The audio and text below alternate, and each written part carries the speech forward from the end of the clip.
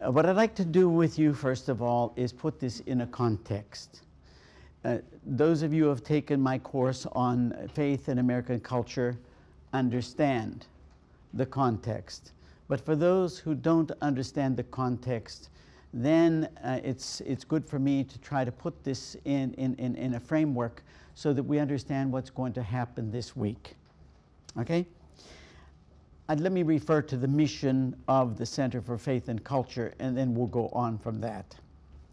The Center for Faith and Culture seeks to understand and affect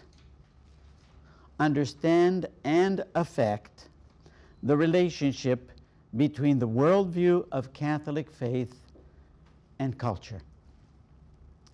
It specifically desires to study the vision and values, the symbols and codes of the gospel. Notice, symbols, values, vision, and codes of the gospel embodied in Catholic teaching, and relate these to the dominant American way of life. So we're talking about a way of life which dominates Americans. Whether you are Hispanic, whether you are African American, whether you are Caucasian, whether you are newly arrived, whether you are here for many years, whether you have your roots at the founding of the Republic, it's embedded in all of our institutions, so it affects us. And I'm going to say more about that later on. In this way, it will develop an appreciation of the dominant American culture, and that is truly we seek to adopt an appreciation of it. This is not a culture bashing event, nor is it a culture exalting event. We try to get it right. We try to look at it in a balanced way. And as we look at it in a balanced way, then we want to look at it over against faith. All right? It will also study, and we do this, in its programmatic offerings, it will incorporate both theory and practice. Now you have to test that here this week, whether we give you theory and we also involve a kind of practice. So this isn't a pie in the sky, this isn't some kind of a Platonic contemplation of the beauty of truth with no effect or no relationship to where we are, where we're standing, what we're doing, where we're walking, where we're living. We have to bring the two together. Giving special emphasis to the formation of community leadership. And you heard all of this community leadership that's here. This is wonderful. That will be capable, so that you and we will be more capable of integrating faith and culture through ongoing reflection and action. And since we believe that holistic spiritual development is at the very core of all cultural development, this too will constitute an essential dimension of the center's work. So it's holistic. We're going to be thinking in terms of sociological and anthropological kinds of concerns with regard to culture and the way of life. We're going to be thinking theologically and scripturally about these things. We're going to be thinking psychologically about this question of identity. And then hopefully we're going to try to bring them all together in a holistic way. Spirituality today cannot be isolated into just the study of the great mystics or the fathers and mothers of the desert, nor can it be relegated simply to devotional life. If we want to learn what it means to be a person of faith in this American way of life, we have to look at all of these dimensions and bring them together. So that's what we're going to attempt to do this week. This particular series that we do once a year at the beginning of June, we call the series of the Pool of Siloam. And we adopted this metaphor for ourselves, first of all because Father Bin, I think, brought it up. It's one of his favorite passages in John about the man born blind and how he tells his man to go wash in the pool of Siloam. And it's a way of saying to ourselves, we constantly have to purify our vision. We constantly have to take away the cataracts that are forming so that we get a clear vision of what it is that we wish to live and how we wish to live and who we wish to be living as Catholic Americans and people of faith. Now, I have to tell you that I will be speaking from the Catholic point of view here. Okay, that's for those of you who are not Catholics, you are the Unitarian Church and the Episcopal Church and so forth and so on. It's the tradition out of which I come. It's the best and the easiest way for me to speak. So just listen up and you take what you want and what you don't want. That's okay. All right. So in the past, what we have done, this is the fourth year. Can you imagine? We can't even believe that we're in the fourth year already. I mean, time flies. But the theme of the first Pool of Siloam retreat was the focus on freedom. And the reason we went for freedom is that freedom is the #1 value of Americans. There is nothing closer to the American heart than freedom. You know, give me freedom or give me death.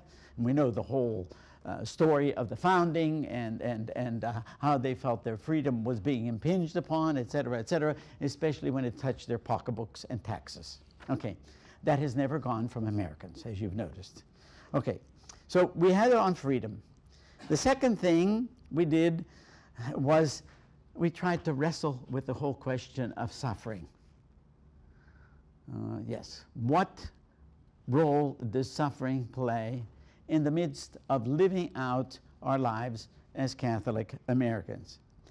And the third thing we did was to try to focus on that wonderful faculty that we have of hearing and testing whether we have the ability to listen.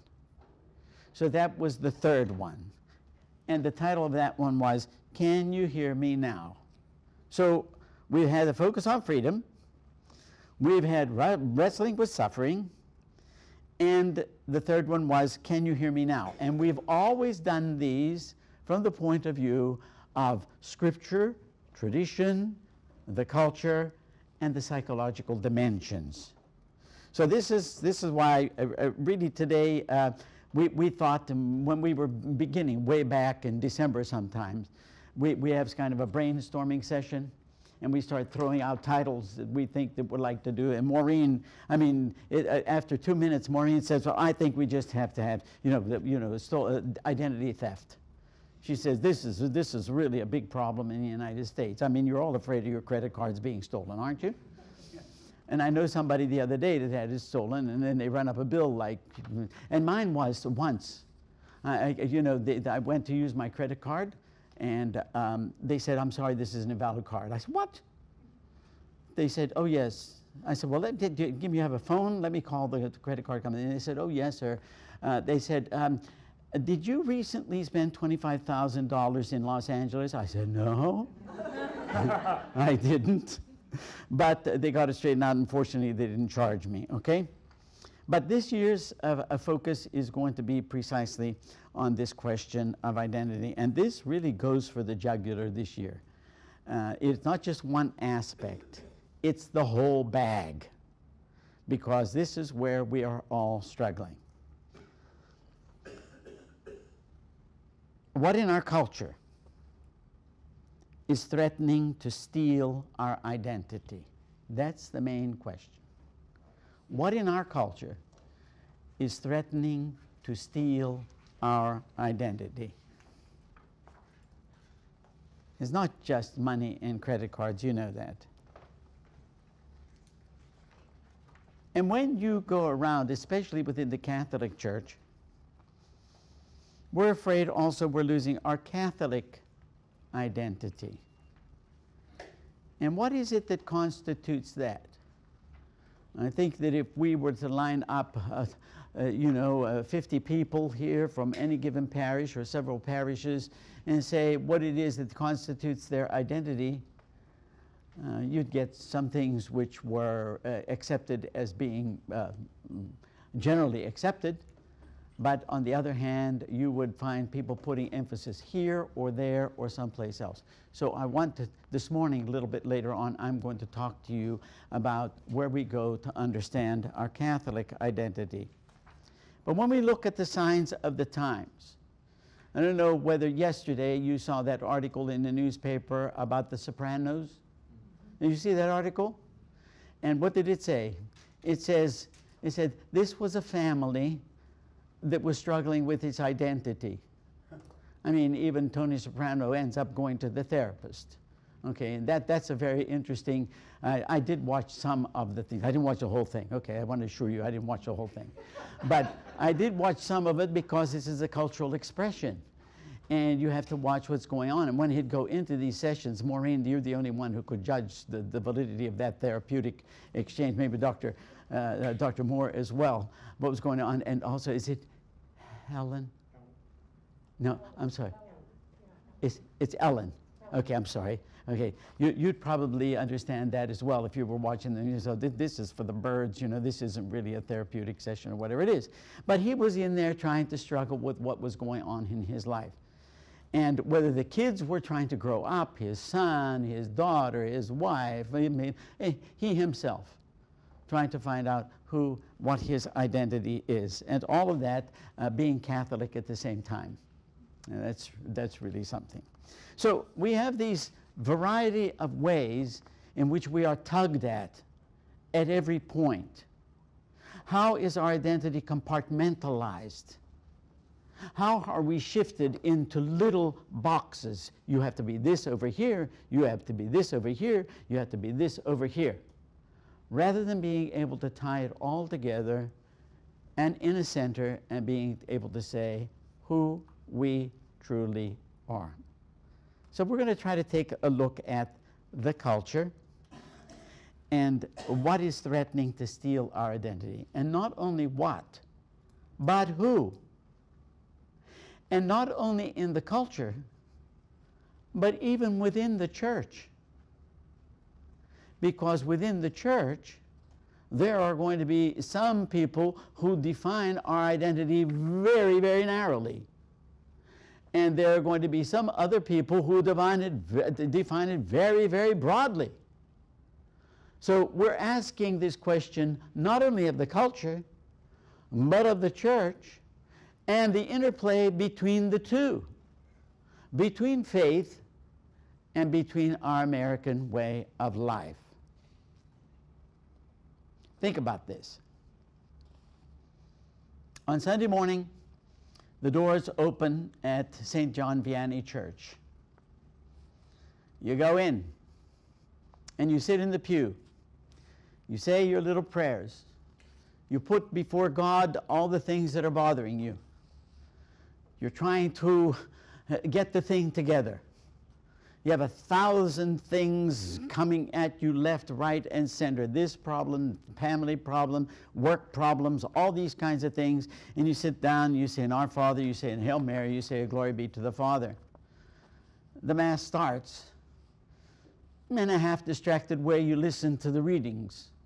You get something, and then you get a homily. Sometimes good, sometimes not so good, sometimes horrible, sometimes excellent, for about 7 minutes, and you get that, and it's supposed to be the injection for the week. Sometimes you come out of there as though it were soma. Okay?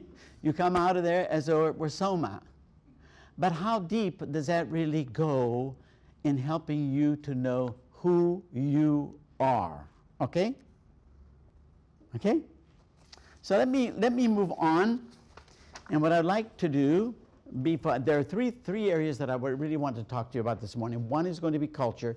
The second is to try to define a little bit what identity is. And then the third thing is going to be to say something to you about what is in threat, what is being threatened to be stolen as a Catholic.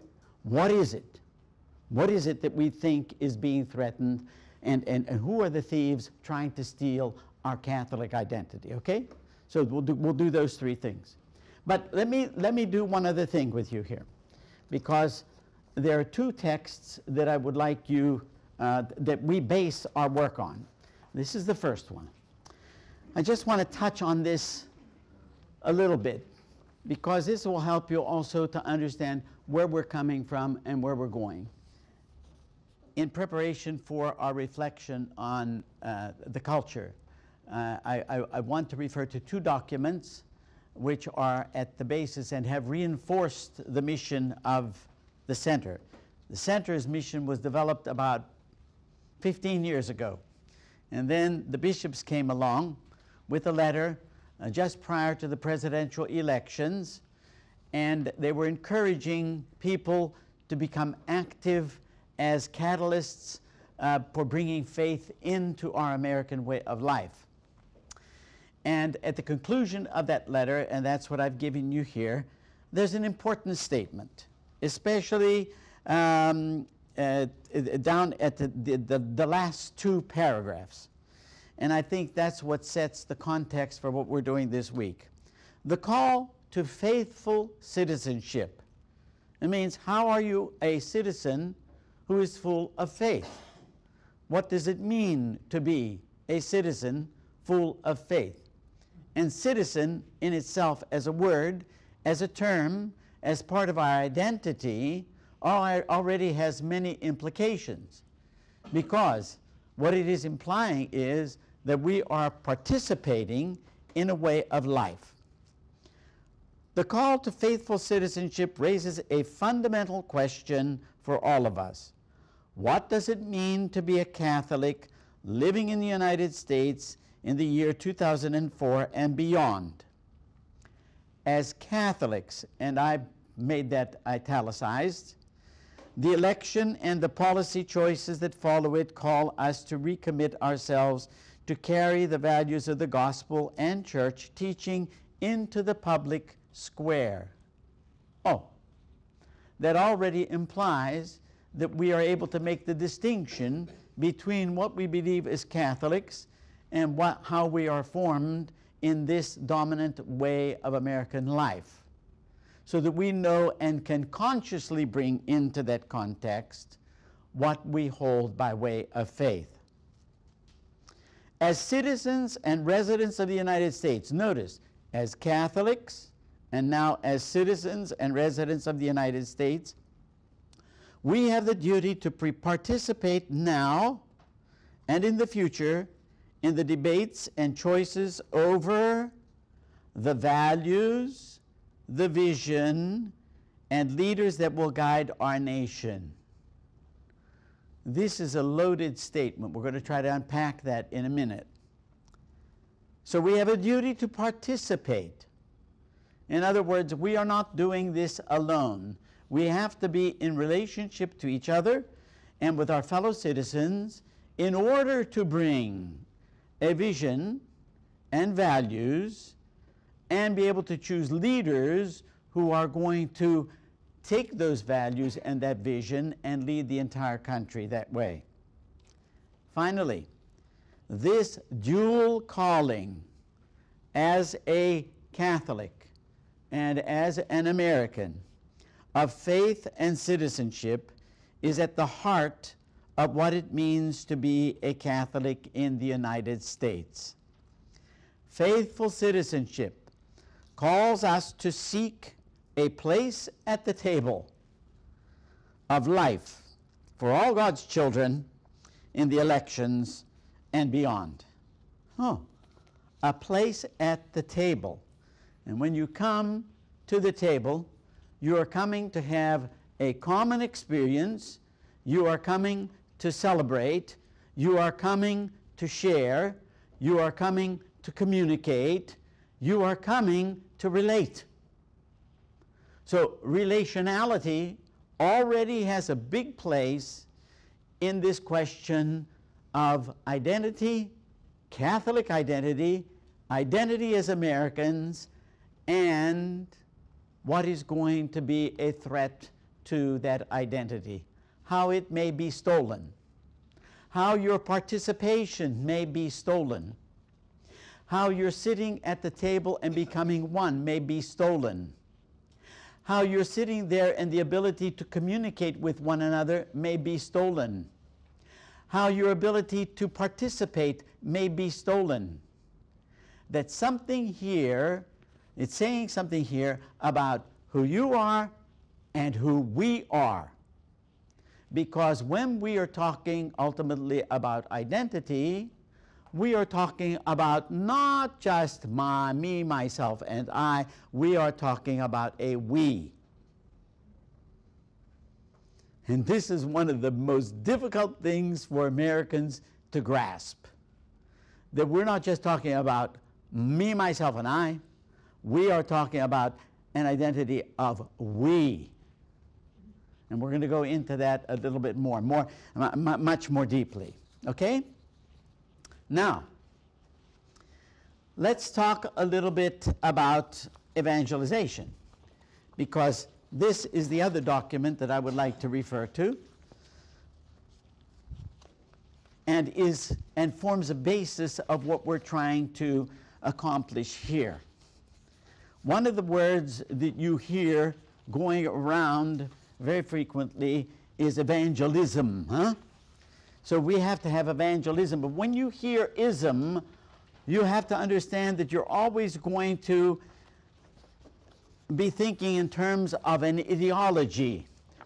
Idealism, romanticism, communism, fascism, they are all ideologies which are taken, and it's felt that we are going to impose these on someone else. In distinction to evangelism, we talk about evangelization.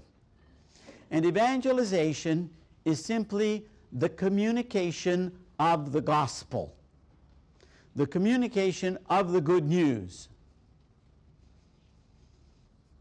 Okay?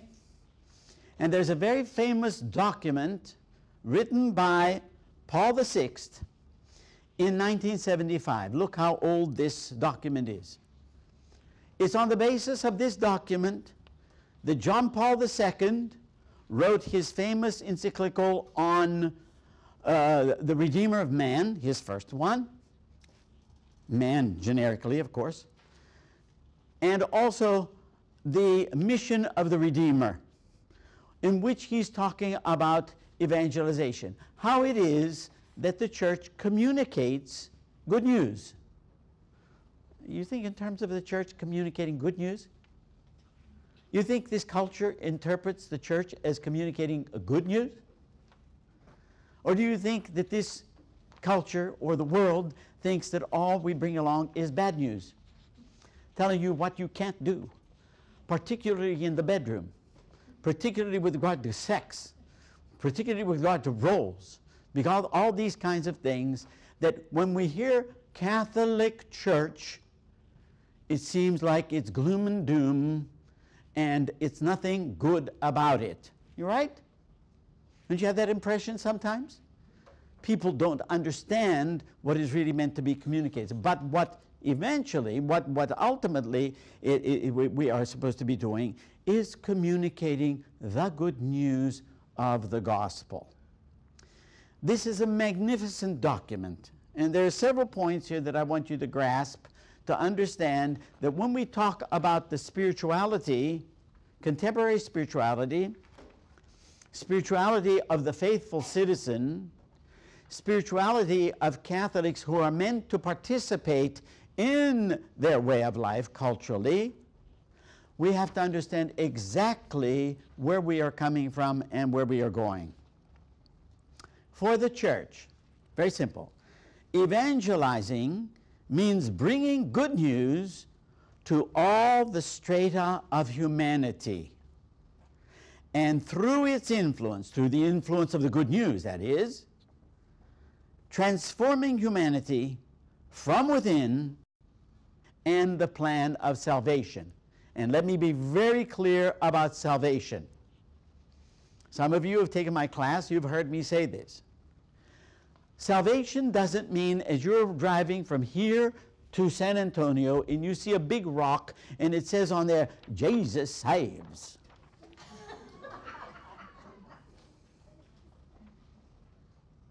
What salvation means is that we live loving relationships and we live in union with each other. We live in communion. We live in community. We live as one. The only goal of Jesus' ministry was, Father, may they be one. As you are one with me, and I am in you, you are in me. May they be one in us.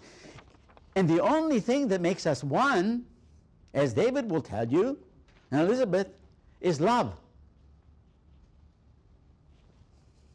Got the picture? That's it. So it's the power of the gospel that has been handed on to us,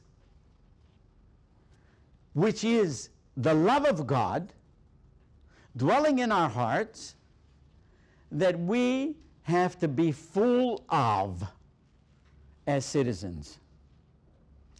And we have to carry the fullness of that love into the context of our American lives as people who share this Constitution, as people who share this legislation, as people share this government, as people who share this economy, as people who share this sociological situation, that it's that love that has to be the transforming power.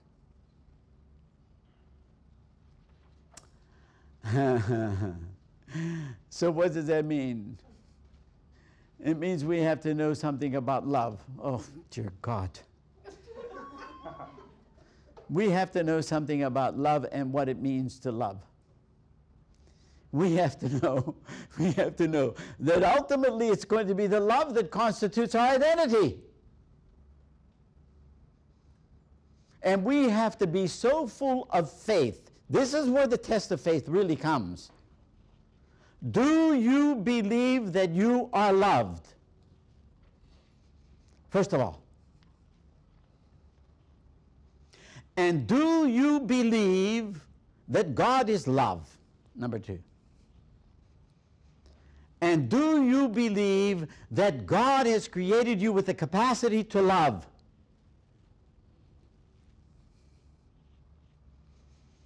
And do you believe that love is going to offer you the exhilaration of going through all of life, even in the midst of all your pain? And in the midst of that pain and desolation, you are going to find consolation. This is a powerful document. I mean, you know, but most of these things, they come out and they get this little blip on public relations and so forth, and then good priests take them and they say, isn't that beautiful? Look at it. It's so beautiful. Put it right on the shelf. And keep it there. No. You have to open it up. You don't have to open it up. You have to break it apart to understand what really is being said. Do you understand the strata that we're talking about here? That we're going down into the strata. Number 20. What matters is to evangelize the human person's culture and cultures, not purely in a decorative way, by applying a thin veneer, but in a vital way, in depth and right to their very roots. How much have you been veneered? How much has our church been veneered? How much do we continue to veneer it? Or how much do we go down to the depths of the love of God? Wow. And we have to evangelize it in the wide and rich sense which these terms have in Gaudium et Spes. And I'm going to talk to you about culture from that point of view in a minute. Always, and tomorrow we're going to do this part, always taking the person as one's starting point. Notice, it doesn't say to us, go and start with God. It says, start with the human person. And why would you go to the human person to start? Because if you don't get it right about a human person, you get everything wrong. And we have to go and look at that in more detail tomorrow. Always coming back to the relationships. Here's your word again. This is a big theme this week. Relationships of people among themselves and with God. So this is the key to this week. Where are the relationships that are going to tell us who we are? How is it that through relationships we discover our identity? How is it through relationships that our identity is constantly being honed and nuanced? And how is it through these relationships that the lights go on and we see more and more and more about ourselves? You get the picture? We're not going to Walden Pond. Nor are we going to sit in the lotus position of the Buddhist and sit down and look at the navel and say, I am my navel. What we are doing here is to enter into the relationships which are going to open us up. And anybody who has fallen in love knows that that is true. You learn about yourself. Yes. Yes. Okay, about that, the person, their relationship with Clark, starting with the one person. Do you have to take in that person's variation about, like in different cultures, how they view God? Even they can be in the same, they can all be Catholics, but in different cultures. But they have a different variation, their variation about how they come to God and express the love is different. And so, if you're not, what I'm asking is, how is there something, how you can recognize that variation so that you won't be looking at that person, oh, well, that's not about God. They're so different from us, because we all one, like what you were saying before. So, about this variation thing, how can you recognize, so you won't go off and have such a preference just for yourself and not for others? Excellent question. We're all going to be talking about that in some way or another. Myself, Father Ben, and Maureen, and Tom this week. We're going to also be talking about that. But the key here is going to be the Catholic identity. What is it? You see, you have to go back to this point that I was making before. Solely through the divine power of the message. And the divine power of the message is love. And what binds us together, no matter what culture, is the divine love revealed in Jesus Christ. And revealed to him, through him specifically, as this Pope Benedict puts it. I think it's in number 19, number 12 in the encyclical. When Jesus is on the cross, and he says, forgive them, they do not know what they do. And then, with the piercing of the side, water and blood gush forth, symbolic of the waters breaking of a new birth. That love has this power to transform and liberate. and tell you who you are. Every person on the face of the earth. And that's why Christians feel that the obligation to follow this mission, to share this message of love. It is ultimately the only message that is going to tell people who they really are as human beings. That's the essence of Christianity.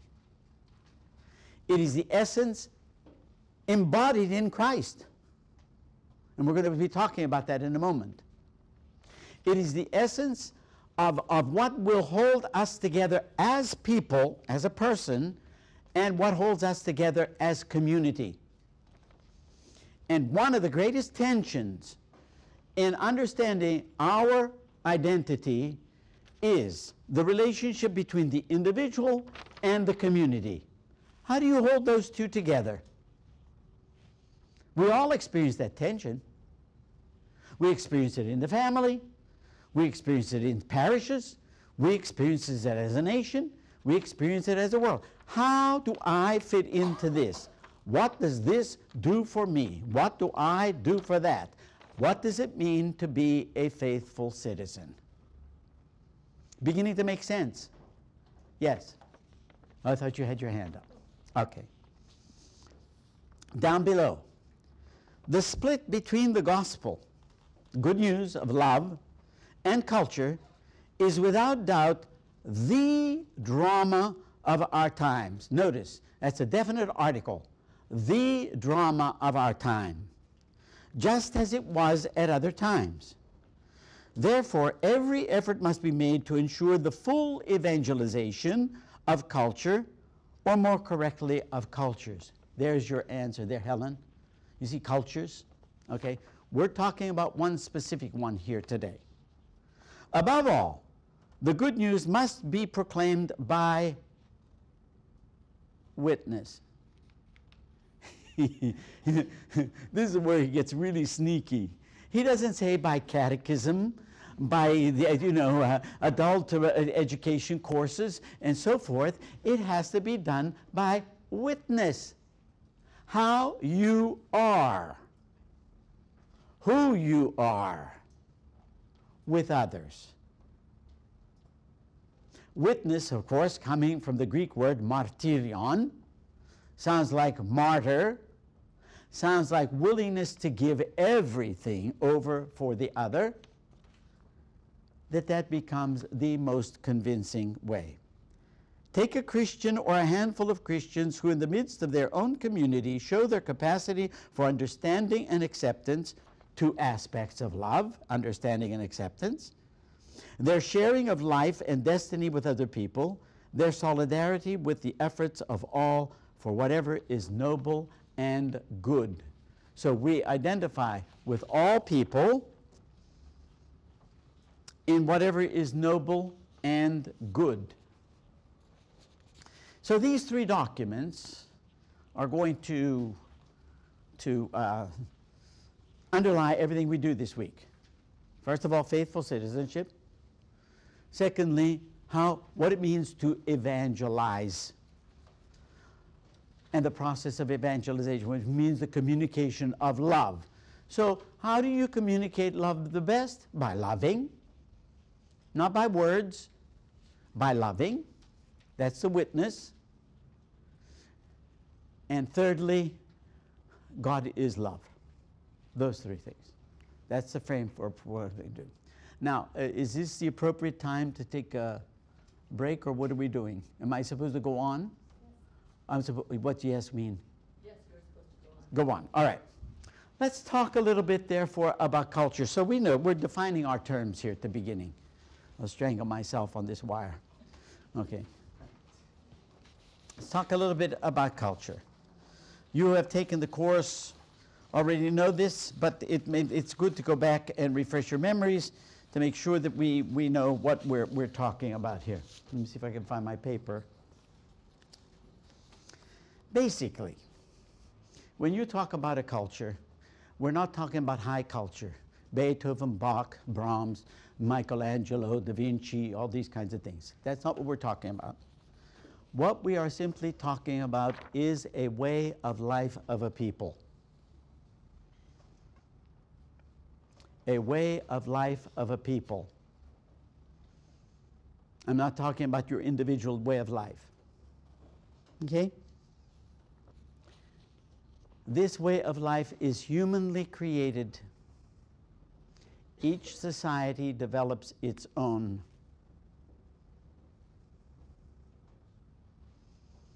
We have the luxury in this country of knowing exactly the time and the moment when our culture was created. We have two documents, the Declaration of Independence and the Constitution of the United States.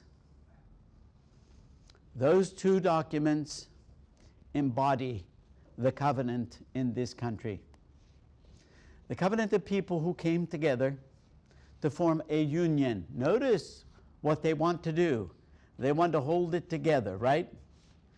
The Articles of Confederation didn't do it. So they had a Constitutional Congress. And they came together and they said, this has to work out better.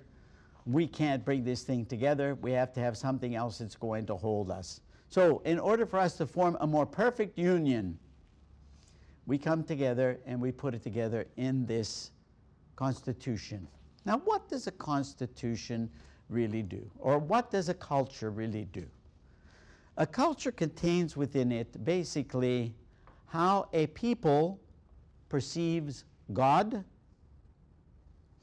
how a people perceives the human person, and how a people perceives its relationship to the world.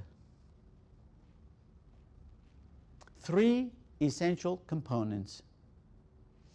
And I would add to that, given this constellation of the divine, the human person, and the world, it will contain within it a spirituality. Okay? A spirituality. A culture is a shared vision of the world. It's what the Germans call Weltanschauung. It's the window on the world. And what's it a vision of? Well, it's a vision of those three things I just told you, God, the human person, and the world. And it also contains within it a sense of destiny of the people or the society, where it's going, what its goals are, what it wants to achieve, what it thinks will make it happy, what it will bring together in order to bring peace and security, what it thinks is its ultimate destination. Now, the third thing, flowing from the vision and from the sense of mission and sense of destiny, the people have shared values. What do they value?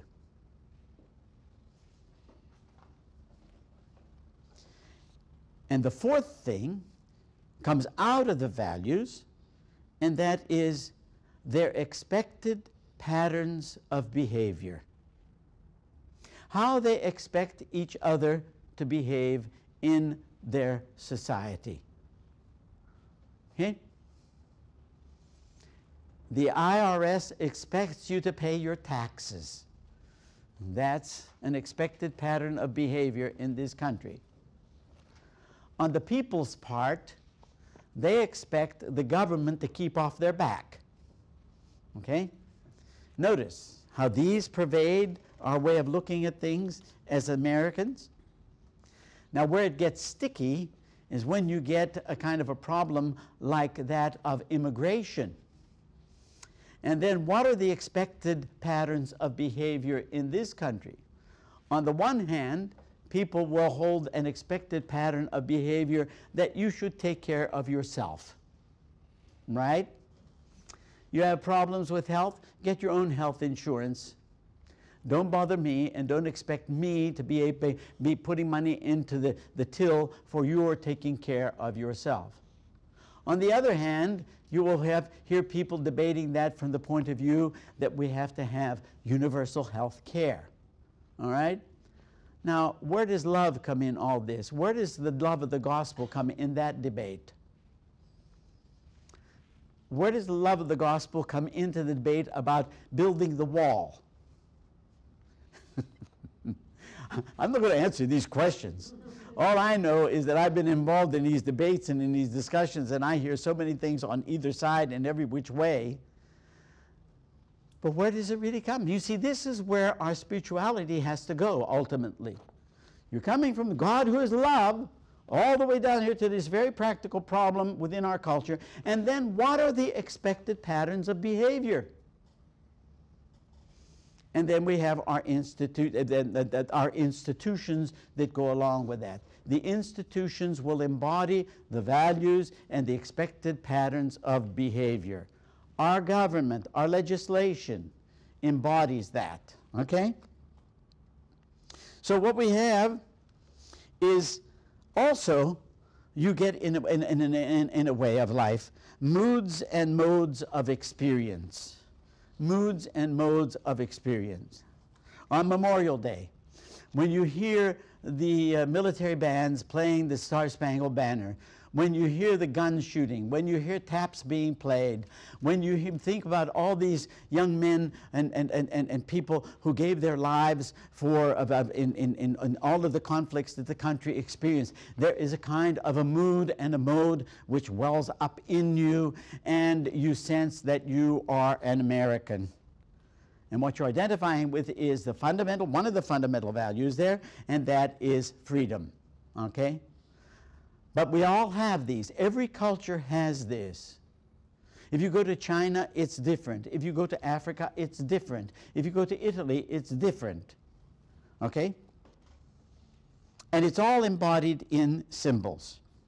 Now, here's another principle. There is no culture without a faith, in quotation marks.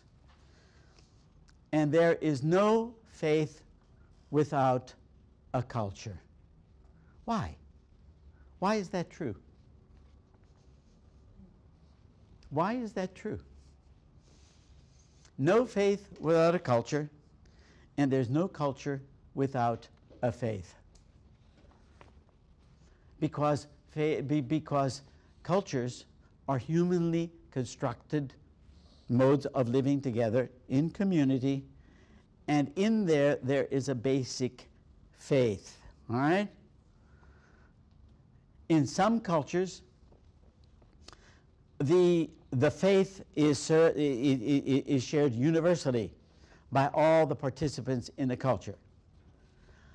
Our faith in this culture is pluralistic, and it is private. You are told to believe in private. Don't bring it into the public. The secondly thing you don't do, because of pluralism and diversity, is that there is no place for imposing this on anyone else.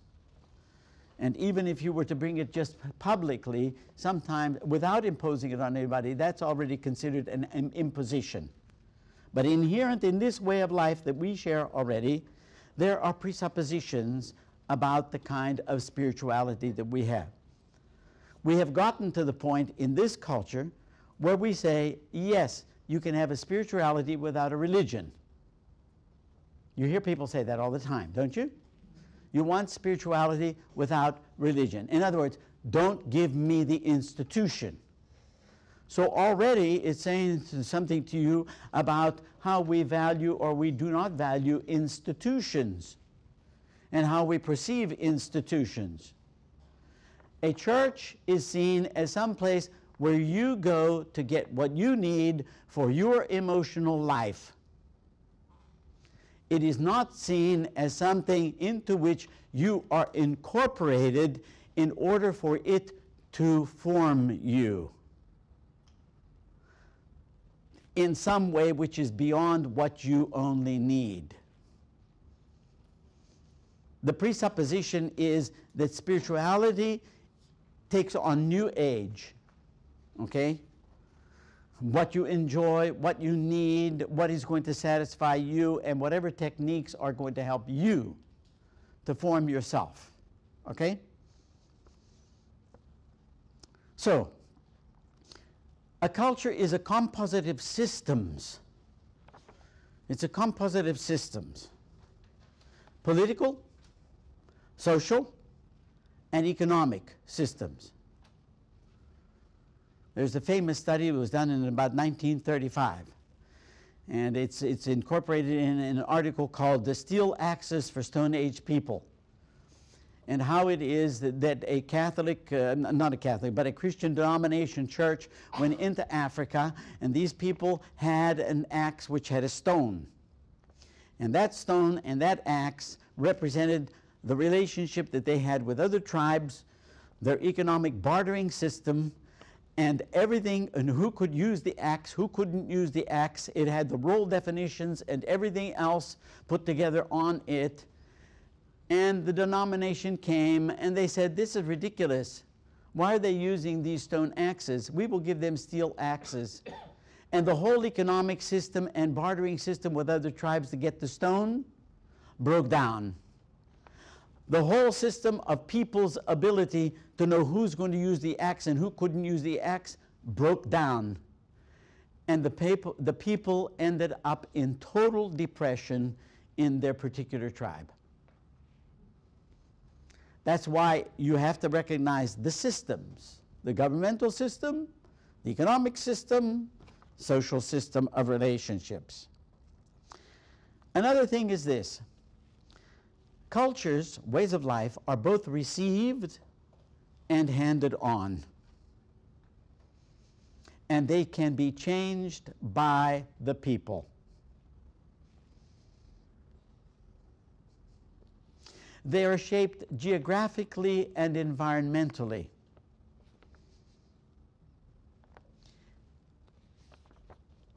Cultures both reveal and veil truth about God, about the human person, and about the world. They both reveal and veil. So when we're talking about the pool of Siloam, we're trying to take the veil off. We're trying to see it for what it is, where its limitations are, what its strengths are, and where we can go with it in relationship to faith and in the question of our identity. Cultures both form and deform people. Just think about the whole question of welfare in this country and the debates that go on about welfare. And then compare that to the way that European countries have welfare and use welfare for people in their cultures. People from over there come here and they can't believe in some cases that governments don't provide this, that, and the other thing. They are not socialists. They're basically capitalists, but there's much more provided for, okay? Cultures both limit and expand our vision. But because they are human creations, they are always limited.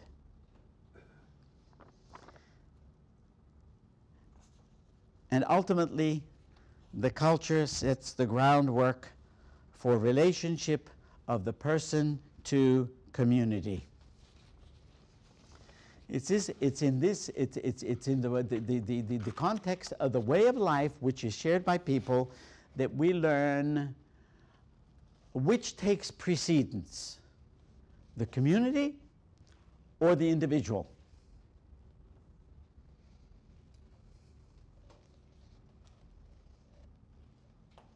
You know of communitarian cultures, ways of life? Now, I know all this seems very theoretical, and I hope it's not being boring to you. But we have to get clear what we really are struggling with. To step back and really go into a reflection and a discernment about our way of life vis-a-vis this inherent power of the gospel, which is love, and to understand where this love and its implications doesn't jive with the culture, or where the way of life doesn't jive with the love. This is incredible. If this can click in, at first you begin to shake, because you wonder, oh, how could it possibly ever be that this gospel love would be incorporated into our culture? The second thing that happens to you is you say, oh, I'm responsible for bringing this love into this American way of life? Give me a break. Oh, you mean that everything that we get on television and everything that continues to come to us in the spin of CNN and Fox has to be related to what we really believe about love? Oh, I don't know whether I can handle it. And you know what? You can't. But a community can. Now, I would say that this is one of the biggest challenges for Americans, and this is one of the biggest places where we have to have the cataracts taken off. Perceiving ourselves as community.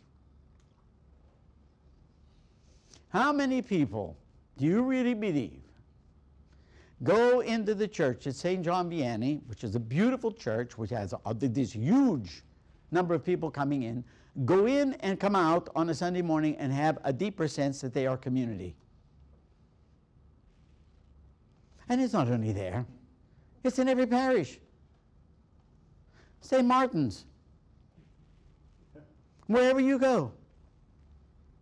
Because it's in our mindset, culturally, me, myself, I have to be the one who is self-made. And I shouldn't be depending on anybody. Yes? Does that mean that in our modern society that, you know, speaking from the Catholic point of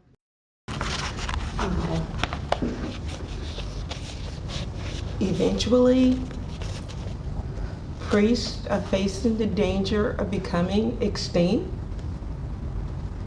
I mean, you know, as serving as they do in the church now, because you got so many parishioners that are in all the different cultures that are not understanding this concept of love.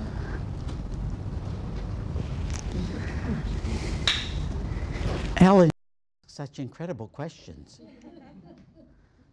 I mean, it's an incredible question. That goes really deep.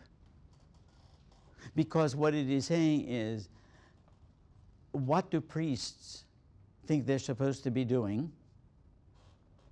How do the people perceive themselves going in and out? How do subgroups relate to one another? And how is all of this going to be swept up into an identity of a God who is love, to which we are called? Make sense? Excellent question. Excellent. And I hope that as we go through the week, we're going to be struggling with that question. And I hope that you are going to be making a contribution to the dialogue, to the discussion, and to the discernment. Because when I'm talking about culture, and when I'm saying to you that the most difficult thing for Americans to do is perceive themselves as members of a community, not just as isolated individuals, but developing a sense of community. Community can only be achieved through dialogue and discernment. So at the heart of this spirituality this week, the test is going to come to all of us. To what degree do we really dialogue? And to what degree do we enter into not individual discernment with an eyeball-to-eyeball spiritual director, but to what extent do we learn as community to enter into a major discernment? And some of the major discernment that we had to enter into prior to the presidential elections in that letter that was written by the bishops have to do with major social questions. So your spirituality, if it's real spirituality, is constantly going to be oscillating between what's going on in here and what's going on out there. It's going to constantly pull you out of yourself into the larger discussion and into the larger debate and into the larger dialogue and into the larger discernment. It's all those 3 Ds: debate, dialogue, and discernment, where we have to go with the kind of spirituality that we are trying to achieve. But that means that there's a major shift in how you perceive yourself. You no longer walk through the door of St. John Vianney on Sunday morning thinking about your own problems and closed into your own world and kneel down and so forth, but you are pulled out of yourself into the larger good news about the implications of love and what it means for relationships with everybody in that church. When you go in the church and have to look around and I say, if I'm really following Christ, I have to be a witness that I love everybody here. Oh. Oh, not in the parking lot especially, she says.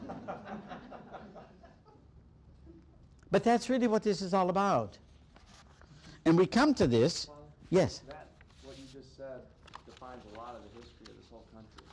We're going from trying to create a union, and then this whole individualism issue, and then there was a search during the 1800s for a community, and that's where you got communities like the Amish, Mennonites, the Oneida colony, the Atlanta colony, and it was this whole, it was been a conflict between, really you could say the Civil War was part of that, because you basically had one half of the country, or a third of the country, try to be a different community, and then there was an effort to reincorporate, and it, you know, obviously it brought about a tremendous amount of difficulty and bloodshed that, you know, maybe continues to this day. But again, it's just this whole conflict that you talk about. It defines a lot of what we're all about. Not only what we are all about, but there is another time that we can relate to it. We're almost there. We're not quite there, and that the name of that place was Babel. It's the constant, ongoing struggle to learn how you hold it together. And where do you find the power to hold it together? You see, in AA, in the 12-step programs, you know, they tell you where you go find the glue. It's in the 2nd step. You have to look at the 2nd step. You say, oh, God, I'm not, power beyond me. Okay? Where do we find this? And what you have touched on, David, is precisely what I'm going to be talking about tomorrow, much more in much greater depth. Why it is that we have such a hard time letting our eyes be washed in Siloam. Why is it that we don't see these things? What are the cultural layers coming at us, or the cultural tsunami, if you like, coming at us in such a way that we don't even believe that we have the capacity to stand there and withstand it. It is an extremely difficult question. So if you really want to get into Christian spirituality and living that gospel in such a way that you are going to be loving as Jesus loved, the first thing you say to yourself is, there's too much. I can't handle this. I can't handle this. I'm just going to go on. I'm going to muddle through. You know, you guys take care of it. That's it. I'll take care of myself. You take care of yourself. If we can each one can take care of himself, we'll be okay. We don't have to worry about the rest of this kind of thing. Now, are there any other things that you would just like to say on this question of culture? Because this is one of the building blocks. I'm going to come back after we take a break, probably. Is that correct? And we're going to let you take a break, and then I'll come and talk to you about some elements of identity. And then when I talk about that identity, Helen, you can help. Dr. Moore can help. Maureen can help. Anybody else has any impressions on it? Where I fail, you can fill in. Okay? So we'll talk about that. Yes. One incident that was in my mind last night at a meeting that I'll relate to you. I was in South Africa in 1990, sitting in a park in Johannesburg, and there were some fountains there, and the water was terribly polluted. Things were really dirty in that park. And I was sitting in the park watching the children play and trying to stop them from getting too near all that polluted water and trying to look after them a bit. And a man walked up behind me, a black man, and said, "You've got to be an American." I was the only white man sitting in the park. He knew, you have to be an American. I followed up. I told him, yes, I was. I should have said, yes, I'm a Christian. Oh. I think that would have been a much more evangelistic type of statement to make. That's right. Yeah. So I followed up in that case. But it's a good example. My culture related, and he could identify that culture Yes. that I came out with. But you see, when we're looking at American culture too, as I say, we have to be careful not to culture bash. Because when you look at certain elements within our American way of life, they came precisely from the Bible. They came precisely from a tradition which enables us, and this is one of the major things about American culture, which is so beautiful, that in this culture, I mean, we may fight over it, we may have battles over it, we may want to shut people up, but the voiceless will always have a voice. This is not true in the Middle East. It's not true in China. It's not true even in Russia today, even though it's no longer communist. Somehow, when the voiceless have no voice, some force within the culture will always come up to say this person deserves a voice. When you hear that, what you are saying is that everybody has to have the right to participate. Everybody has the right to voice, and everybody has the right to contribute to our way of life. Now that's a major, wonderful element of American culture. Sometimes I'm accused of bashing the culture because when I come down on individualism, I come down hard. And you have to come down hard simply because it so distorts the correct vision that it would take buckets and buckets and buckets of water from the pool of Siloam to help us ultimately see. It's not an easy shift, as we're going to see. But why don't you take a break now, and then we'll come back in 15 minutes. So we are constantly shifting in this, trying to keep the boundaries, but at the same time have a kind of an adaptability. And that's the story of life. That's the whole process. And that's where we experience the friction. How tightly do you draw your boundaries and not allow them to be permeable at all, or how is it that you have so much coming in that you have no center? So there are four kinds of ways of reacting in this between the boundaries and the adaptation. The first one, and this is out of a psychological theorist, Maureen could probably tell you more about this, but I'll use this. Identity diffusion. Identity diffusion. In this, there is no commitment to consistent values. You just have no commitments, whatever. I think you know people like that. Did you ever have somebody that you were trying to say, I used to know a priest like this, he used to drive me crazy. I'd say, would you be able to say Mass for me on such and such a day? If you could, it would really help. I have something else to do, something has come up, I have to be there. And he said, well, let me think about that. And when he said, let me think about that, that meant at the last, no, wasn't quite no. If down to the last minute nothing better shows up, I'll go that route. That's what it meant. Meet those kind of people, okay? So that's identity diffusion, no commitment to consistent values. Identity foreclosure. And this means that you commit yourself to some values and you draw your boundaries before you have had sufficient exploration. I have counseled some seminarians that they have arrived at identity foreclosure. They come into the seminary and immediately they think that they're little priests, running around. And they have had very little real exploration in life situations, life experiences, and sometimes I have advised them to leave. Because with this foreclosure, they are only going to impose themselves on the people of God in a terrible way. And then you would have to put up with them for the rest of your life. So thank me for having counseled them to leave. Okay? All right?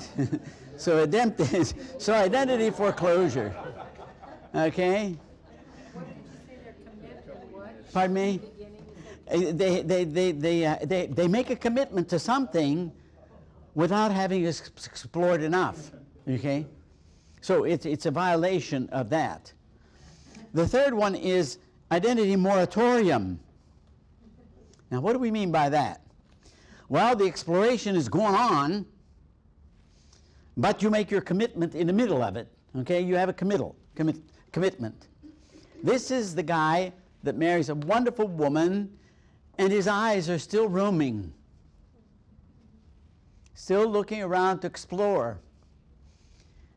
And his wife says to him, well, you know, are you, oh, honey, I love you so much. And then he's over there looking at Susie Q. You see? So this is what I call an identity moratorium. You just sort of put it on hold while you're still exploring over there. And then there's identity achievement. This is the best because it's commitment after legitimate exploration. So you have to have both. You have to have the commitment and the exploration going on, holding this thing in balance. Okay? So what is adult identity? Having personally satisfying and publicly acceptable answer to the question, who you are. Or who are you? In other words, you have to be personally satisfied, and the public has to be acceptable. It has to be acceptable to to people when it comes to the answering the question, who are you? So identity is found in different ways in different cultures. Some cultures have such clearly defined rites of passage that this becomes very good. I mean, in Africa, for instance, they'll take the boys, adolescent boys, out of the village with all of the elders, and they take them out there, and they are instructed for 1 month. They have to go through certain tests. It becomes very demanding for them, and when they come back into the village, the mother will meet them with a bowl of beer. And they come back, and the mother hands them this beer, and at that point, they have moved from adolescence clearly into the stage of elders. And now they have the opportunity to discuss all the matters of the village with the elders. Confirmation should be for that for us in the Catholic Church. Either that or move it back with baptism and keep it with baptism, do everything at one time as a rite of initiation. But there has to be something clear that we help people to do it. And we have to have practices for this. that we really lost our identity. We were a wife, a mother, or whatever, and we always went, you know, Mrs. So-and-so. And it was always, who is your husband and what does your husband do? And later in life, during this period of time, which is a very freeing time for me, to really know, to feel free about who I am. But before I did that, I woke up one day and I said, who am I? Well, you know, who is this person? I'm not just a mother, just a wife. But it was interesting how I think women, and maybe that's because I grew up in that era where you were associated only with the person you married. Well, back what we were saying about the boundaries and the adaptability. In other words, the ability to explore and to commit, and where it would come on this scale of these four things: diffusion, foreclosure, moratorium, or achievement. And sometimes it's very delayed. And in certain cultures it's delayed, in certain cultures it's confused. But we also have to understand that identity is lived out in different contexts, even with different roles. Now, if the role becomes the identity and not a way of expressing the identity, you get in big trouble. See, some people want to throw off roles. Hey, get rid of all the roles. Well, we don't do that. I mean, we live with roles that we have to fulfill. I am a priest. That's a role, okay?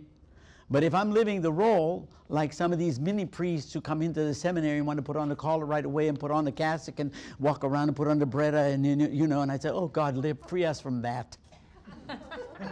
Free us from that. You know? And that's why in my spirituality course I'm so tough on the seminarians. That's because I love them. If I didn't love them, I wouldn't be tough on them. Yes? Would you say, though, that when I look at the room, most of us are in our second phase of life. And when we say, who am I, in our first phase of life, my ego is more pronounced than in my second stage of life. And most of us here, I think, are trying to work into our second stage of life. Well, you know, when we think about that, what I think about is, yeah, we all struggle at first to get some stability with our ego. And then the ego can get puffed up because we have a tendency to do two things as we're struggling with this identity. Either make ourselves more than we are, or make ourselves less than we are. And you know where we're going to, where that's most in evidence? In Genesis 3. So you have to go back and think about Adam and Eve. Because pride very often is not only puffing yourself up to more than you are, but pride is an attempt to compensate for what you think you don't have. So you find yourself switching back and forth on this kind of thing. But then, as you go through life, and the relationships hit you left, right, and center, you begin to have some sense knocked into you about who you really are and what the limits are. And then you get into this point where you and I are, and you say, what the heck? It's okay to be God's creature. Yeah, that's enough. Say, hang on to that, okay? All right, so human identity is always relational, and it's forged and it's shaped by a horizon of truth and good. You know how you look out at the horizon? And the horizon is the line which defines where the sky meets and the earth is. That's a beautiful image for identity, isn't it? Because you're both heaven and you're earth. You're right in there.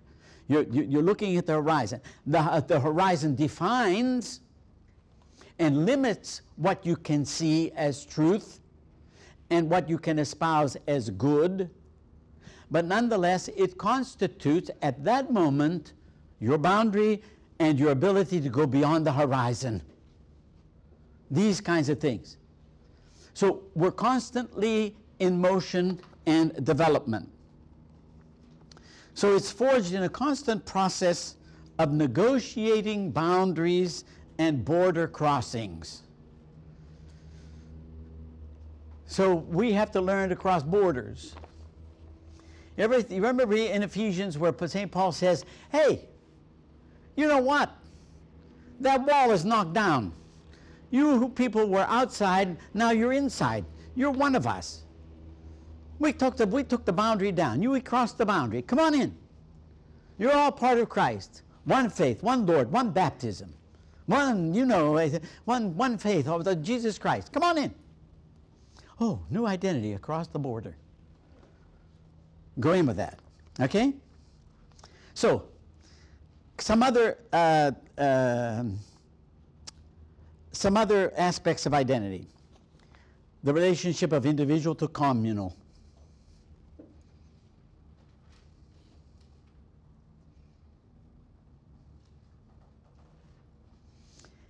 And identity has to have both roots and wings.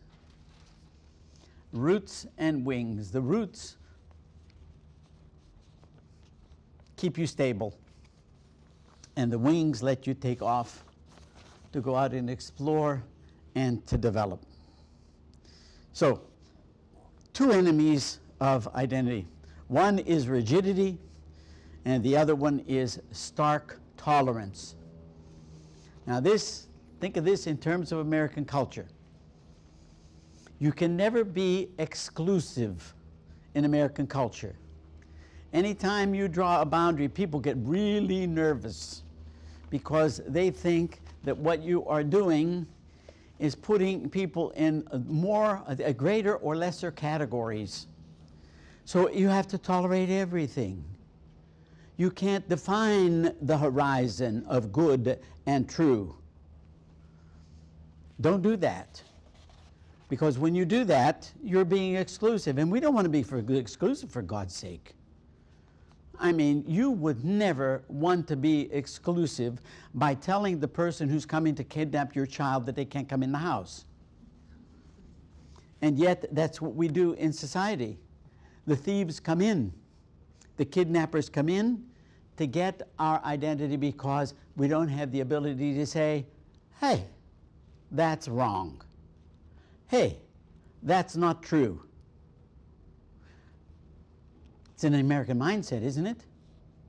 When you get in a public forum, and for you to say, stand up and say, my horizon about the truth and the good is this, where heaven and earth meet.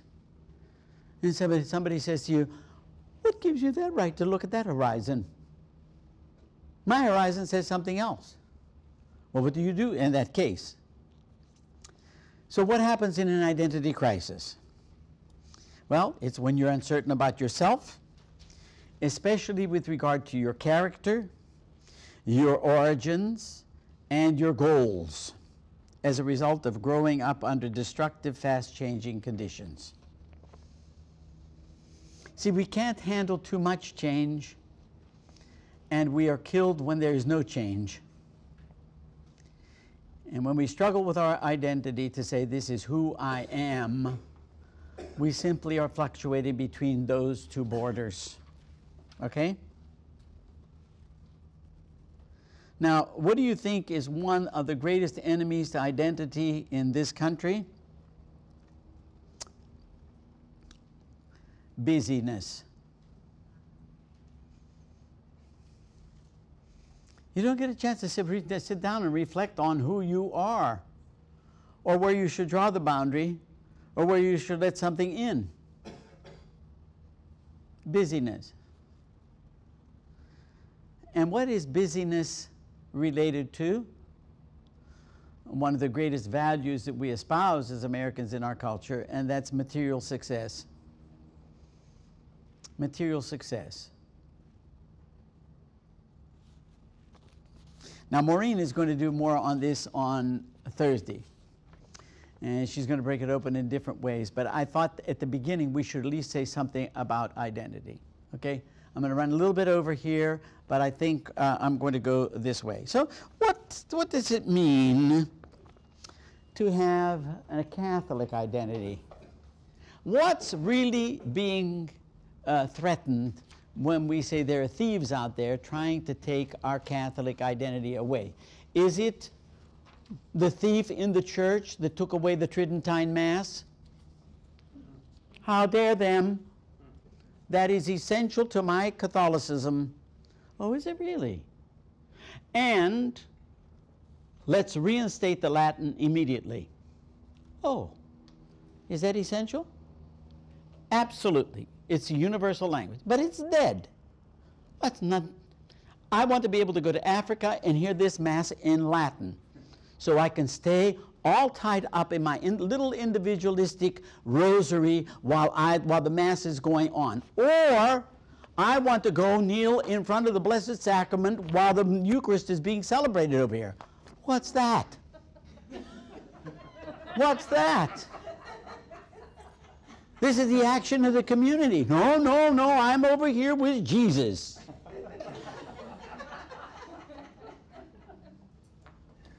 So what's really going to be threatened here? When should we really feel that our identity as Catholics is being threatened?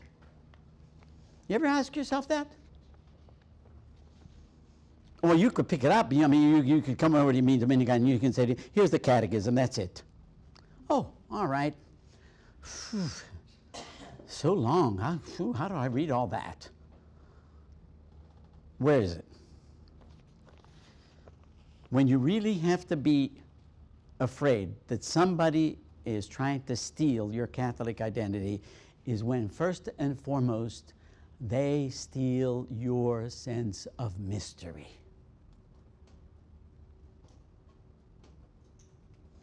I gave a talk to the Sarah Club some years ago down in Galveston. And people were asking me, no, it was Bishop McCarthy was there. You know Bishop McCarthy. Hey, what are you?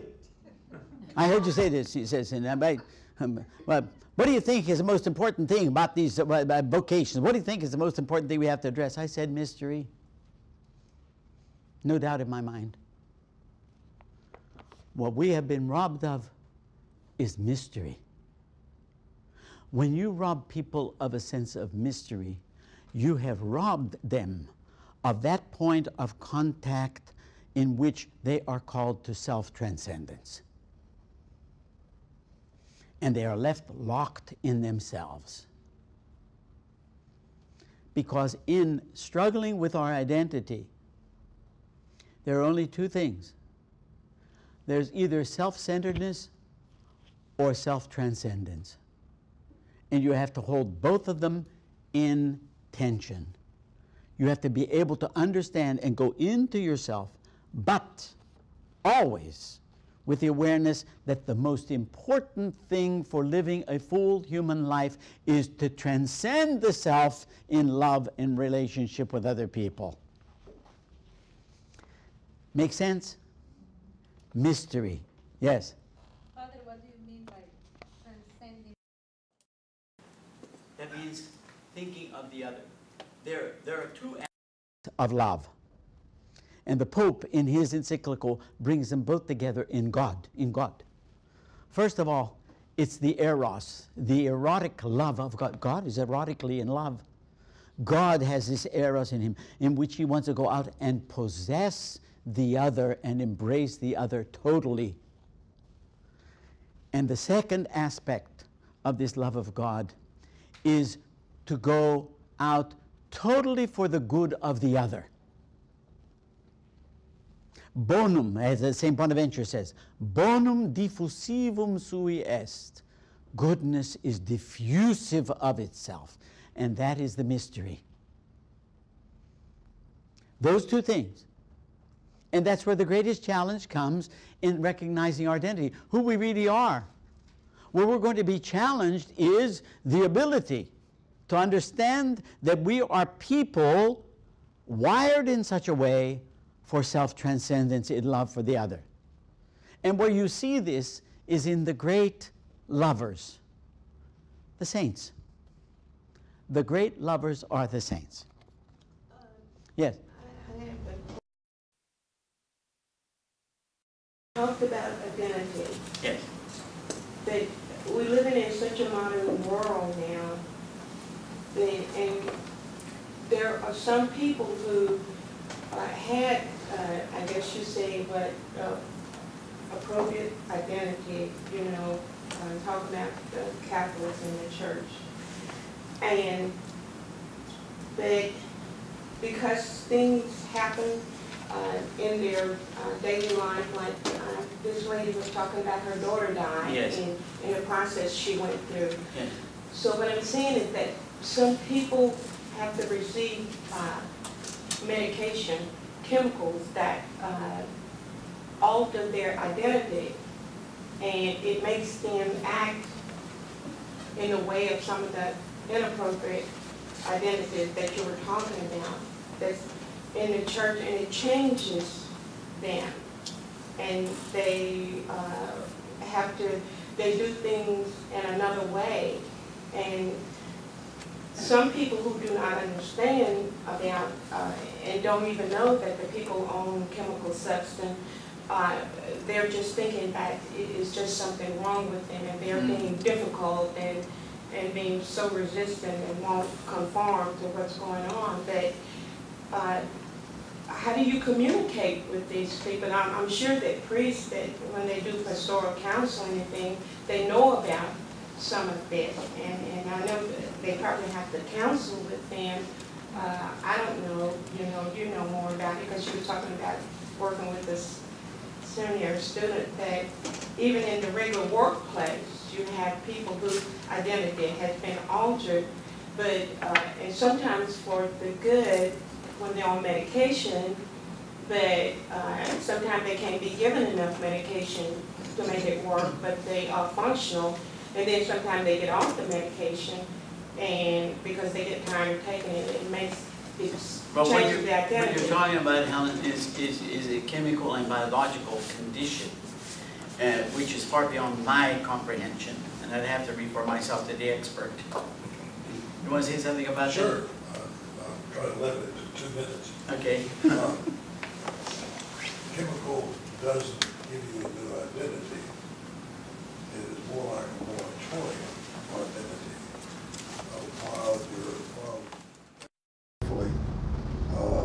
Or the chemical is helping you find yourself some identity, so you eventually don't need the medication. You're looking for an identity. It doesn't give you an identity. In other words, the chemical is used to help you stabilize yourself enough in order to enter into relationships in and through which you will develop the identity. Okay, you get that? The chemical doesn't change your identity. The chemical addresses a physiological and chemical malady, and temporarily hoping that that will give you enough stability to be aware of yourself, so that in your relationship with therapy or therapists, or in your everyday life, as you encounter people, you will begin to get a more stabilized understanding of who you are. Okay? So we have mystery, first of all. That's where the thieves come in. And all you have to do is look at our life, the way we live, bombarded from every possible aspect. When there's no quiet, where there is no ability to focus, how could you possibly have a sense of mystery? If you don't have a sense of mystery, how can you possibly understand that God is love? When you read the 8th chapter of St. Paul to the Romans, where he has his famous hymn of love, how could you possibly, if you're so busy, understand that if God is for us, who's against us? You can't do it. The third thing that I would say is a jump-off point for Catholic identity is the understanding of the human person, the dignity of the human person, rooted in this statement which we make so quickly. It's also made by our Jewish brothers and sisters, that we are created in the image and likeness of God. And basically, what that means is that we have the capacity to relate as God relates in love.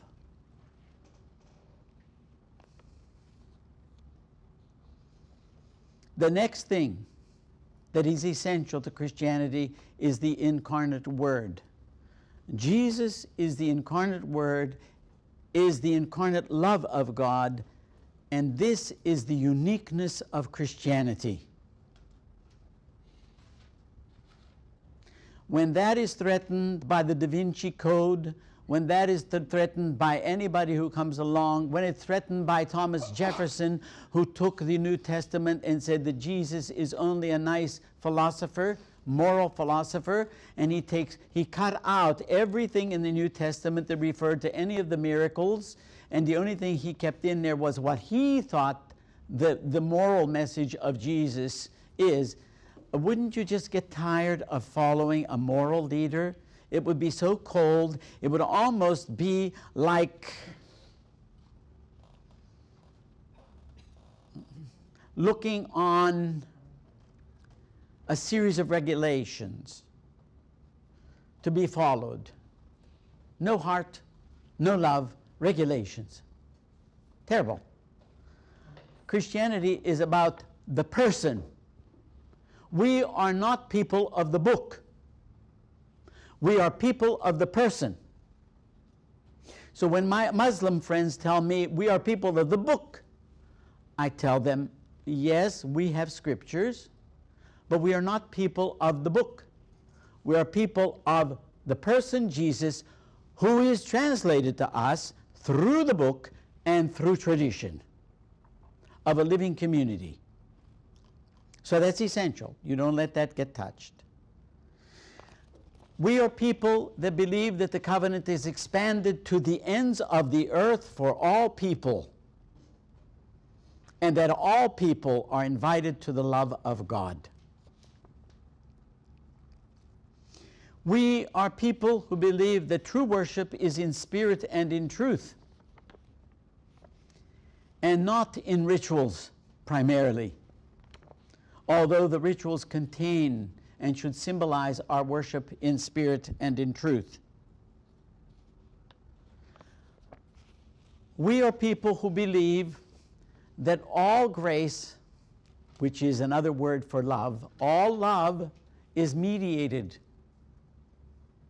You can't have it immediately. There is nothing immediate in your life or my life. Everything has been mediated to us. And if we think that we just have a direct hotline to grace and love on our own, that's true foolishness. That means that our identity has been robbed. We believe that God is both transcendent and immanent, namely, that God is above and within, that God indwells us. But God is so transcendent, He is like no thing, like no person, like nothing that we can even articulate in our language. Our language fails every time we try to say something about God. And yet God said, I am. Sound like an identity statement? I am. I am. We believe that happiness is both here and hereafter. And we believe that our boundaries as Catholics are drawn in three things: church teaching, both dogmatic and moral.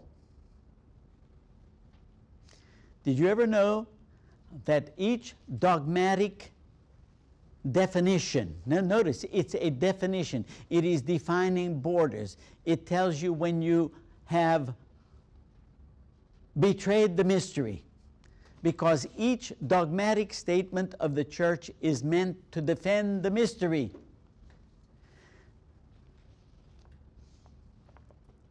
You understand what I mean by that? Somebody comes along and says, hey, yeah, Jesus has a body, but you know, it's only God pushing him around. He's not a real person. Hey, wait, no, that's all right. And then somebody comes along and they say, oh, look, he's just a man. There's nothing divine in him. No. Oh, well, what do you mean? You got to have it one way or the other. Either he's a human being or he's divine. Now, let's get it. No, we say he's both divine and human. And the church defines that because it protects the mystery. You will never figure that out. We use human language to try to get it, but you will never figure it out. So every definition of the church, which seems like it's excluding, is really continuing to include in the mystery. Okay? So when the church defines something, that's part of the belief, okay? Dogmatic and moral teaching. It gives us the boundaries. And where we also have that taking place is the liturgical life.